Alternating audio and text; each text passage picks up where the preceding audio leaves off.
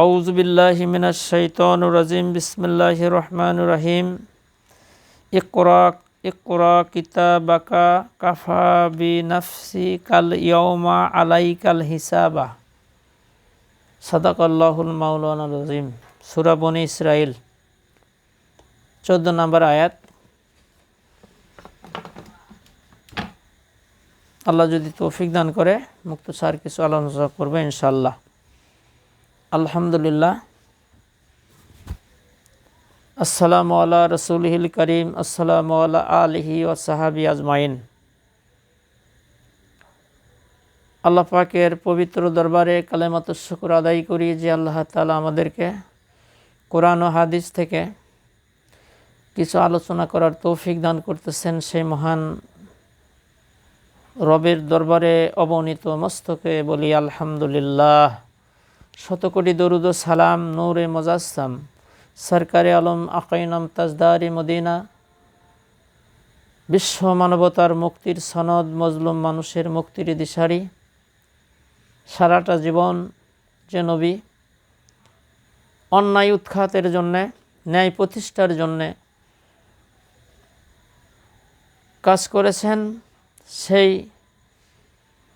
নবীর রওজা মোবারকে কলেজার সবটুকুন ভালোবাসায় উজাড় করে দিয়ে অসংখ্য দরুদ ও সালাম সাল্লাল্লাহু আলাইহি সাল্লাম। প্রিয় মুসলমান ভাই ও বোনেরা, দেশ দেশান্তরে যারা আছেন, কিয়ামতের ময়দানে আল্লাহ রাব্বুল আলামিন যার যার হাতে একটি জীবনের হিসাব আমলনামা ফেরেশতার মাধ্যমে সেট করে দেবেন আর বলবেন, তোমার আমল তুমি পড়ো। ইকরা মানে পড়া, তোমার আমল তুমি পড়ো। এখানে একটা কথা আছে, কিয়ামতের ময়দানে যারা মুমিন হবে তাদের আমলনামাখানা সম্মানের সাথে সামনের দিক থেকে তার ডান হাতে প্রদান করা হবে, আর যারা বেঈমান তাদেরকে পিছন দিক থেকে বাম হাতে প্রদান করা হবে। নাউজুবিল্লাহি মিন যালিক। সম্মানিত মুসলমান ভাই ও বোনেরা, ওই আমলনামা দেখে মানুষ আশ্চর্য হয়ে যাবে, হায় সর্বনাশ, এটা কেমন আমলনামা, এর মধ্যে তো কোনোটাই বাদ পড়ে নাই, ছোটটাও বাদ পড়ে নাই, বড়টাই বাদ পড়ে নাই। আজ দেখেন দেশের যে পরিস্থিতি, আজ দুর্নীতি দুঃশাসন থেকে আল্লাহ রাব্বুল আলামিন অতি দয়া করে, অতি মায়া করে, অতি মেহেরবানি করে আমাদেরকে কোঠা আন্দোলনের ছাত্র ছাত্রীদের আন্দোলনের মাধ্যমে সর্বপ্রথম তো আল্লাহর মেহেরবানি, তাছাড়া তো হবেই না।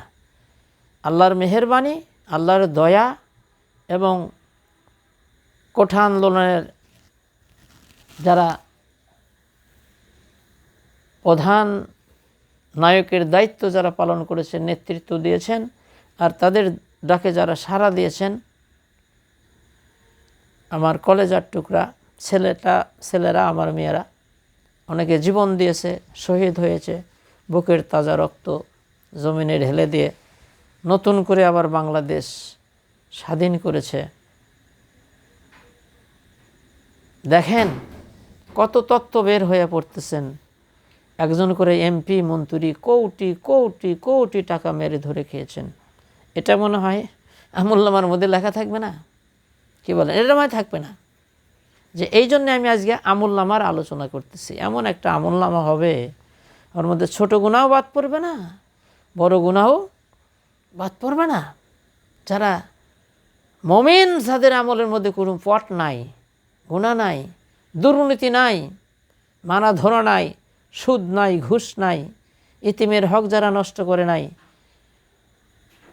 বোনের হক নষ্ট করে নাই, ভাইয়ের হক নষ্ট করে নাই, পিতামাতার হক নষ্ট করে নাই, মানে মেরে ধরে খায় নাই, তাদের আমলটা সুন্দর হবে। সম্মানের সহিত ফেরেশতারা তার ডান হাতে আমলখানা প্রদান করবে। আর যারা বেঈমান তাদের পিছন দিক থেকে বাম হাতে দেবে, নাউজুবিল্লাহি মিন জালিক। আজ দেখেন আল্লাহর ভয় না থাকার কারণে আর কোরআনের শাসন না থাকার কারণে মানুষের এমন একটা পর্যায়ে চলে গেছে, দলমত নির্বিশেষে যখন যে দল আসে মনে হয় আবেগ বহুল কি কন হাঁ করে থাকে, জন্মের খাওয়া খায়। দেখেন এই 16টি বছরে জনগণের এমন উপকার করছে কি কন, দাড়ি কামাইয়া, বোরখা মাথায় দিয়ে, মহিলাদের কাপড় পরেও রেহাই পায় নাই। কারণ হলো মাজলুম যখন আল্লাহর দরবারে হাত তোলে, মাজলুমের উপর যখন জুলুম হয়, বিচার করার যখন কেউ থাকে না, তখন ওই মাজলুম আল্লাহর কাছে ফরিয়াদ করে, আল্লাহ তুমি আমার বিচারটা করো, আমার তো কেউ নাই। ওই দোয়া আল্লাহ ফিরাই দিতে পারে না। এই জন্য বিশ্বনবী জনাবে মুহাম্মদুর রাসূলুল্লাহি সাল্লাল্লাহু আলাইহি সাল্লাম বলেছেন, তোমরা মাজলুমের বদদোয়া থেকে আল্লাহর কাছে পানা চাও, কারণ মাজলুম যখন হাত তোলে ওই দোয়া আল্লাহর দরবারে ডাইরেক্ট অ্যাকশন। দেখলেন প্রিয় দেশবাসী, গোটা পৃথিবীর মানুষ দেখলো অল্প টাইমের মধ্যে কি মহাশক্তি, তারা কোন দিকে দৌড়ালো কুল কেনারা পাচ্ছে না। আর দেখেন যারা ধরা পড়েছে তাদের অবস্থা কি, খোঁজ নিয়ে দেখা যাচ্ছে কোটি কোটি টাকা মেরে ধরে খেয়েছে, ব্যাংক লুট করেছে, এতিমের হক খেয়েছে, দুর্নীতি করে জুলুম করে মানুষের জমি দখল করেছে, বাড়ি দখল করেছে, টেন্ডারবাজি করেছে। কি বলেন, এগুলো মনে হয় আমলনামার মধ্যে লেখা থাকবে না। আপনি এতিম মিসকিনের হক জুলুম করে মেরে ধরে খেয়ে সম্পদগুলো নিজের সন্তানের লিখে দিয়ে শেষ বয়সে হজ করে এসে মসজিদের কোনায় বসে জিকির করতেছেন, আল্লাহ মনে হয় মাল চেনে না। কি কোন আল্লাহ মাল চেনে না? দুর্নীতি আর দুর্নীতি আর দুর্নীতি। তাহলে এই যে কোরআনুল কারিমের মধ্যে আল্লাহ তাআলা বললেন, সূরা বনী ইসরাইল 14 নম্বর আয়াত, যে কিয়ামতের ময়দানে তোমার হাতে একটা আমলনামা, তোমার জীবনের হিসাব তোমার হাতে দিয়ে ফেরেশতারা বলবে পর। যারা মুমিন, যাদের আমলের মধ্যে কোনো পট নাই, তারা তো পড়া শুরু করে দেবে, তারা খুশি হয়ে যাবে। আর যারা বেঈমান তারা পড়তে চাবে না, শরম করবে। তখন ফেরেশতারা চাবুক দিয়ে প্রহার করতে থাকবে, এই বেঈমান পর। কি কন, খবর আছে না নাই? এই জন্যে আমরা তো সবাই চাই যে আমাদের আমলনামাখানা পরিষ্কার হোক, পরিচ্ছন্ন হোক, তার মধ্যে যেন কোনো সুদ না থাকে, তার মধ্যে যেন কোনো ঘুষ না থাকে, তার মধ্যে যেন কোনো দুর্নীতি না থাকে। কি বলেন, সরকারি চাকরি করে বেতনের টাকা দিয়ে পেট ভরে না, হাঁ করে থাকে, খালি ঘুষ, খালি দুর্নীতি। যেখানে যাবেন সমাজ রাষ্ট্র পৌঁছে গেছে এই অযোগ্য মানুষদেরকে এগুলোতে সেট করার কারণে একদম শেষ, সমাজ একদম শেষ। এই জন্যে প্রিয় মুসলমান ভাই ও বোনেরা, হুঁশিয়ার হয়ে যান। কয়দিন বাঁচবেন কয়দিন? আল্লাহর কাছে ধরা পড়তে হবে। কেমন করে ঘুমাও মানুষ, ফজর করো কাজা, এমনও তো হতে পারে তোমার জোহরে জানাজা। কেমন করে ঘুমাও মানুষ, ও তুমি ফজর করে কাজা, এমনও তো হতে পারে ও তোমার জোহরে জানাজা। হেলাই খেলাই দিন যে গেল, রংমহলে তোমার সময় কাটিল, ও তুমি পশ্চিমে তাকাইয়া দেখো ডুবে যাই বেলা, এমনও তো হতে পারে ও তোমার জোহরে জানাজা। হালাল টাকায় পেট ভরে না, সুদ ঘুষ না খেলে পেট ভরে না। হালাল টাকায় পেট ভরে না, সুদ ঘুষ না খেলে ঘুম ধরে না। ও তোমার কাফনের কি পকেট আছে, ও টাকা লইবা কেমন করিয়া, এমনও তো হতে পারে ও তোমার জোহরে জানাজা। খালি দুর্নীতি আর দুর্নীতি, কি বলেন, সব ধরা পড়ে যাবে আল্লাহর কাছে। এই যে দেখেন আল্লাহর ধরা খুবই শক্ত, অমুক সাল পর্যন্ত থাকবো, তমুক সাল পর্যন্ত থাকবো, আল্লাহর নাম নাই, ইনশাআল্লাহ নাই। ওমর ফারুক রাদিয়াল্লাহু তাআলা আনহু অদ্দজাহানের খলিফা ছিলেন, তিনি রাতের বেলায় ঘুরে ঘুরে দেখছে জনগণের অবস্থা, একজন বডিগার্ড লাগে নাই, কি বলেন।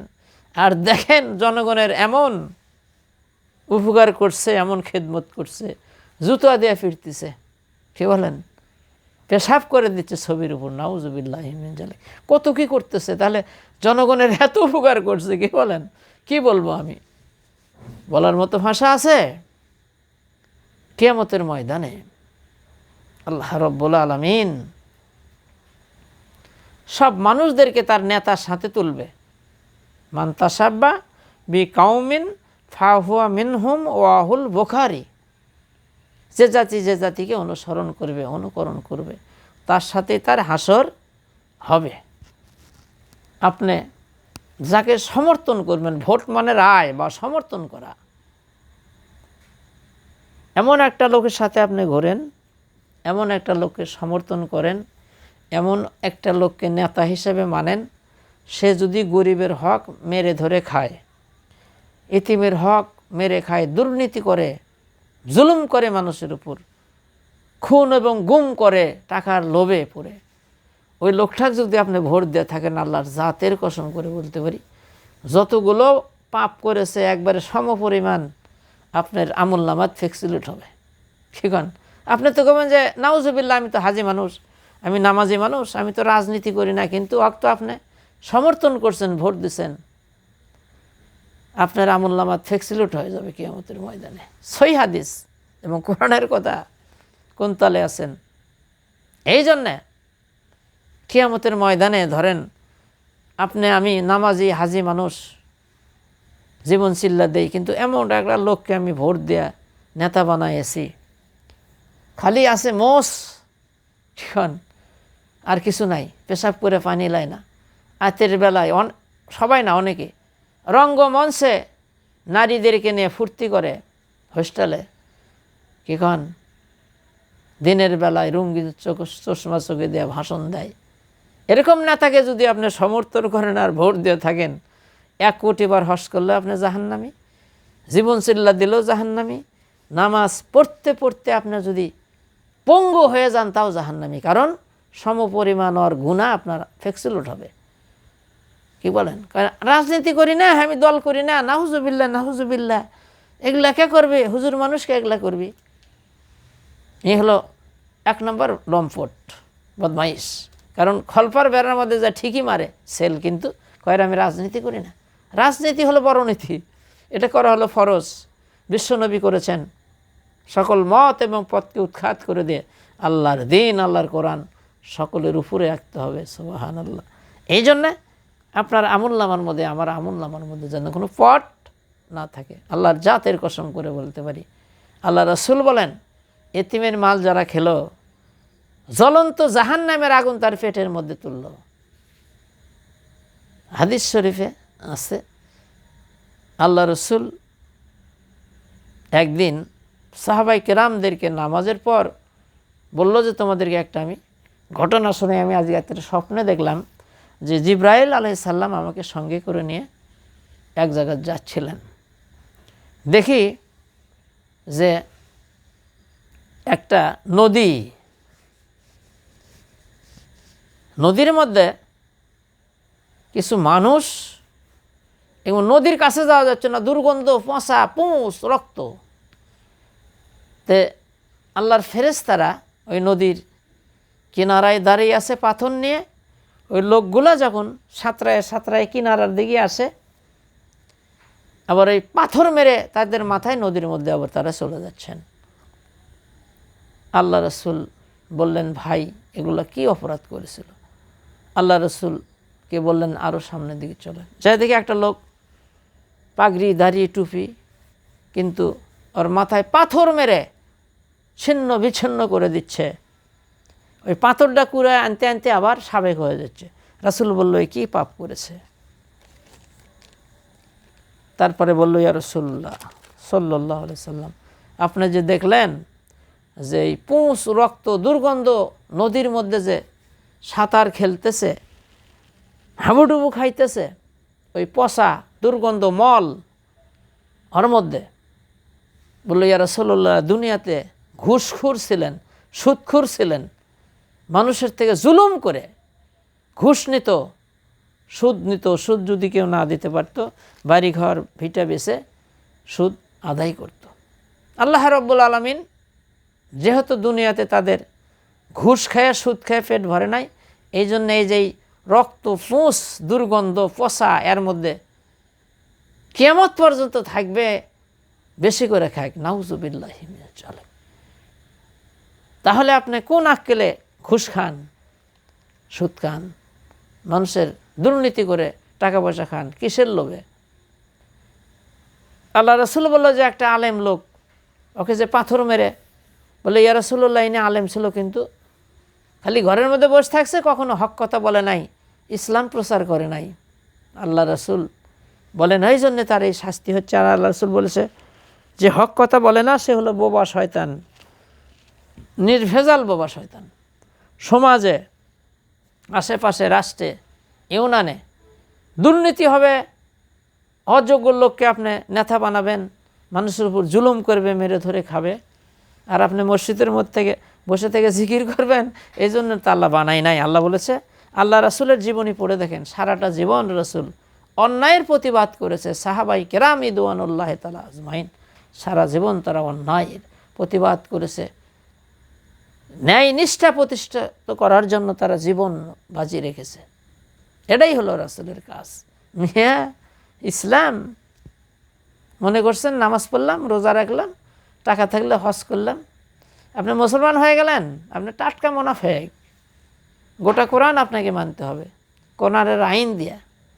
যারা বিচার করবে না তারা কাফের, কোরআন দিয়ে যারা ফয়সালা করবে না তারা জালিম, কোরআন দিয়ে যারা ফয়সালা করবে না তারা হলো ফাসেক। কিয়ামতের ময়দানে সব ধরা পড়ে যাবে। এই যে আপনার জীবনের হিসাব আপনার হাতে দেওয়া হবে। কি কন? হুঁশিয়ার। ক্ষমতায় গেলেন আর মেরে ধরে খেলেন, খবর আছে আপনার। ওই ধরনের এমপি মন্ত্রীকে যারা সমর্থন করবে, যারা ভোট দেবে, একদম 50-50 অপরাধ, জান্নাতের ঘেরানো দেখবে না।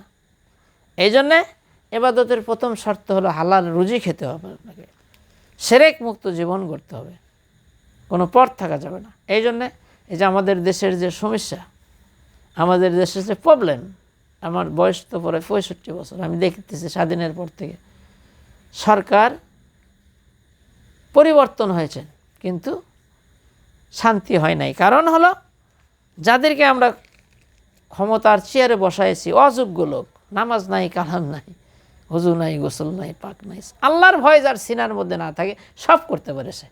ভয় করতে হবে আল্লাহর, আল্লাহ ভীতি। আল্লাহ রাসূল বলেছেন, হাফসির গোলাম যদি হয়, তার ভিতরে যদি আল্লাহ ভীতি থাকে, আল্লাহর ভয় থাকে, তাকে তোমরা নেতা হিসাবে মানো, আমির হিসাবে মানো। কিন্তু আমরা তো দেখি না, কি বলেন, মেডা ধরে কি বলেন, খাইয়া একদম পেট মোটা বানাচ্ছে। আজ দেখেন অবস্থা কি, একটা লোক কি ভালো আছে দেখেন তো। এটা কি আমি কারো দলাদলি করতেছি না, দেখেন আপনারা তাকান, যতগুলো মন্ত্রী এমপি বিভিন্ন দলের হতে পারে, দেখেন তো তাদের দুর্নীতি। আর এই যে জামাত ইসলামের যে সাইদি সাহেব, তারপরে কয়েকটা এমপি হয়েছিল, খোঁজলে দেখেন তো। নিজামী সাহেব বগুড়াতে এসেছিল একটা মিটিংয়ে, উনি বাসায় থেকে রুটি সবজি সাজায় নিয়ে আসছিলেন, বলেছিল স্যার বাজেট, কয় কোনো বাজেট লাগবে না, আমার কোনো খরচ নেই, আমি বাসায় থেকে। আর অন্য অন্য এমপি মন্ত্রী আসলে লক্ষ লক্ষ টাকা তার জন্য বাজেট করা হয়। নাউজুবিল্লাহি মিন যালিক। এই যে একটা অপপ্রচার দেখেন। পটনায় সাইদি সাহেব বলেছিল, আল্লাহর জাতের কসম করে বলতেছি, কোরআন বুকে বলেছিল যে ৭১ কোনো কাদা আমার শরীরে ভরে নাই, আমার রাজাকার না, এগুলো দুর্নীতি আমি করি নাই। চ্যালেঞ্জ করছিল সাইদি সাহেব কত কোটি টাকা চ্যালেঞ্জ করলাম আমি, তাও ফলো করা হয় নাই। কি আপনি মরবেন না? দেখেন সাইদি সাহেবের রস যে 12 কোটি মুসলমান যখন গাছের গোড়া ধরে নাড়া দেবে, কি কন এন্দুরের খুনও খুঁজে পাবা না, কত বোঝেন? এখন দেখেন অবস্থা, কি বলবো, দেখেন আপনারা দেখেন, কেটে কোন দল করেন, আমার ওটা দলের দালালি করতেছে না, দেখেন অবস্থা। কুল কেনারা পাচ্ছে নাকি? খুঁজলে দেখা যাচ্ছে কি দুর্নীতি তারা করছে। তাহলে আপনি মৌলবি সাহেব, হুজুর সাহেব, নামাজি সাহেব, আপনি কি বাঁচবেন? যাদেরকে আপনি সমর্থন করেছেন তারা যদি ভালো কাজ করে আপনি সওয়াব পাবেন, আর যতগুলো অপকর্ম করছে একদম 50-50 আমল নামায় আপনি ঢুকে যাবে, একদম ফ্যাক্সিলোট হয়ে যাবে। কিয়ামতের ময়দানে কোনো রেহাই পাবেন না। যে আমল নামার মধ্যে যে কথাটা বললাম, যে আমল নামা দিবে আপনার হাতে, আপনি যদি ভালো মানুষ হন, আপনার কোনো পট নাই, কারো মারে ধরে একটা পাইও কারো মারে খান নাই, আপনি স্ত্রীর হক নষ্ট করেন নাই, পিতামাতার হক নষ্ট করেন নাই, বোনের হক নষ্ট করেন নাই, ভাইয়ের হক নষ্ট করেন নাই, এতিমের মাল মারে খান নাই, তাহলে আপনি শিরক করে নাই, বেদাত করে নাই, ইনশাল্লাহ সম্মানের সহিত ফেরেশতারা ওয়েলকাম জানাবে, আপনার ডান হাতে আমলনামা দেবে। দেখুন আল্লাহর নবী বলেন 500 বছর দূর থেকে জান্নাতের খুশবু ঘেরান পাওয়া যাবে, সুবহানাল্লাহ। ফেরেশতারা ওয়েলকাম করবে আর নিয়ে যাবে জান্নাতের দিকে। জান্নাতের গেটে যায় মানুষ বসে পড়বে, যাবেই না, জান্নাতের কাছাকাছি যায়, রাস্তাঘাট দেখে আরে এত সুন্দর জায়গা থেকে কই যাবো, ফেরেশতারা বলবে হে আল্লাহর বন্ধুরা আরও সামনে, জান্নাত আরও অনেক দূরে, জান্নাতের গেটের কাছে যায় মানুষ শুয়ে পড়বে, এত সুন্দর জায়গা থেকে আর যাবো না। ফেরেশতারা বলবে হে আল্লাহর বন্ধু, এটা তো গেট ভিতরে, কি বলেন, এগুলা কি ওই ঘুষখুর, সুদখুর, চাঁদাবাজি, টেন্ডারবাজিকে দেবে? আল্লাহ বানাইছে মুমিনদের জন্য জান্নাত, কি বলেন, যারা মুমিন, আল্লাহর কে জীবনের সকল ক্ষেত্রে রব মানে, শুধু নামাজে না, হজে না, জিকিরে না, সব জায়গায় আল্লাহকে রব হিসেবে যারা মানে, তারাই অনন্তকাল সুখময় জান্নাতে বাস করবেন। আর যে টেন্ডারবাজি, ঘুষখুর, সুদখুর, চাঁদাবাজি, কি কন, এরা জান্নাতের ঘেরান দেখবে না। আর যারা যারা এদেরকে সমর্থন করে তারাও যাবে। আমি কোনো দলাদলি করতেছি না, দলের কোনো দালালি করতেছি না, কারণ সহিহ হাদিস এবং কোরআনের কথা। আপনি যাকে সমর্থন করবেন সে যদি ভালো কাজ করে আপনি সওয়াব পাবেন, আর সে যদি মন্দ কাজ করে 50-50 পাবেন, কোনো সমস্যা নেই, কোরআনের কথা, হাদিসের কথা। এই জন্যে আমরা হুঁশিয়ার হয়ে যাই, সতর্ক হয়ে যাই, আমাদের আমল নামা যাতে ভালো হয়, আমলের মধ্যে যাতে কোনো দুর্নীতি না থাকে। আর প্রিয় দেশবাসী এবং দেশের বাহির থেকে যে আমার চ্যানেলটি দেখতেছেন, ভালো লোক না ছাড়া, ভালো লোক ছাড়া যদি আপনি যতই লোকে ওই সংসদের মধ্যে ঢুকান, কী কন, টাঙ্কির মধ্যে যদি পচা জিনিস থাকে, মনে করেন যে আমাদের মসজিদের টাঙ্কির মধ্যে যদি ইঁদুর বাদুর পরে পচে ফুলে দুর্গন্ধ হয়ে যায় পানি, তাহলে ওই পানি দিয়ে ওযু হবে না, নামাজও হবে না। যতই দোয়া করেন আর যতই মিলাদ পড়েন, যতই যা করেন, কিন্তু পানির দুর্গন্ধ যাবে না। ওই ট্যাঙ্কির মধ্যে থেকে ওই পচা ইঁদুর বাদুর ফেলে দিয়ে পানিটা পরিষ্কার করে আবার দেখেন দোয়া দূর কিছু লাগবে না। কিন্তু আমাদের বড় ট্যাঙ্কি হলো সংসদ ভবন, ওখানে যদি পচা পচা ওই ট্যাঙ্কির মধ্যে থাকে, তাহলে গোটা বাংলাদেশ পচে যাবে, দুর্গন্ধ হয়ে যাবে। কিন্তু ওখান থেকে এগুলো বের করতে হবে, বের করে ওখানে ভালো জিনিস ঢুকাতে হবে, তাহলে কী হবে, সব সুন্দর হয়ে যাবে। দুর্নীতি দুর্নীতি মানে পচে গেছে। এই জন্যে আসেন, আমাদের আমল নামা কিয়ামতের ময়দানে আল্লাহ দিবে, কোরআনের কথা, আমাদের আমল নামার মধ্যে যেন কোনো পট না থাকে, কোনো গুনাহ না থাকে, একবারে নির্ভেজাল যাতে থাকে। আল্লাহ রব্বুল আলামিন আমাদেরকে যেন অনুগ্রহ করে সম্মানের সহিত ডান হাতে আমল নামা খান দান করে। আর যারা বেঈমান হবে, যারা দুর্নীতিবাজ হবে, শিরককারী হবে, জুলুমকারী হবে, তাদের পিছন দিক দেখে বেইজ্জতির সাথে বাম হাতে প্রদান করা হবে, নাউজুবিল্লাহ। আর যারা মানুষের উপর জুলুম করবে, স্বয়ং আল্লাহ তাদের বিচার করবে, আল্লাহ বাদী হয়ে তাদের বিচার করবে।